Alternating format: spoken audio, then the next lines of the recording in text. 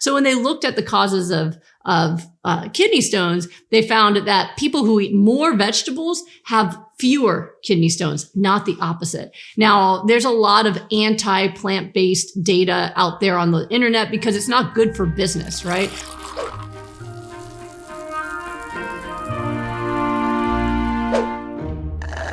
The question is, I already have kidney stones. How will eating the greens affect that? So it depends on the cause of your kidney stones. So most people who have kidney stones, the most common cause of kidney stones, rather, is dehydration and actually high animal protein intake. I learned that even in medical school. It's one of the few things I read that actually talked about diet and illness.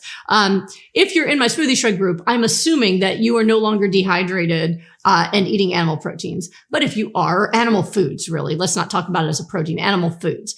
If you are still doing that, that's the first thing I would change. So when they looked at the causes of kidney stones, they found that people who eat more vegetables have fewer kidney stones, not the opposite. Now, there's a lot of anti-plant-based data out there on the internet because it's not good for business, right? Like, I don't get paid by Big Kale or Big Broccoli. I don't get paid for this session. Like, I'm just here to help, right? But there's a lot of industries out there that don't want people to give up their meat and their dairy and all that kind of stuff.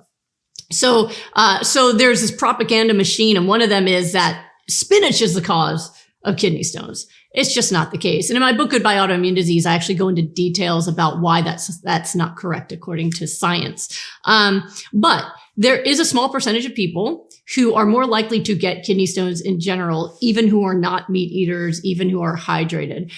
There's a small percentage that have a genetic cause, which means that you will get them regardless of what you eat. It doesn't matter, high oxalate, low oxalate, you're going to get the stones, okay? The other ones might have other issues causing it, kidney failure, for example, or if you've had gastric bypass or something like that. So if you're someone that is sensitive to oxalates and any amount of them could contribute, one, you'll probably get the stones anyway, but if you want to minimize them, all you got to do is take out the spinach, which is the highest oxalate, but still do the other ones like kale, broccoli, cauliflower, other cruciferous vegetables, because the nutrition is super, super important. But that should make more of a difference. People are going to have more oxalates in general eating this way, but you're not going to necessarily have stones. If you have stones, that's really the only difference you can make. But the high hydration and vegetable intake is actually going to help your kidney health, your urinary health, and your overall health.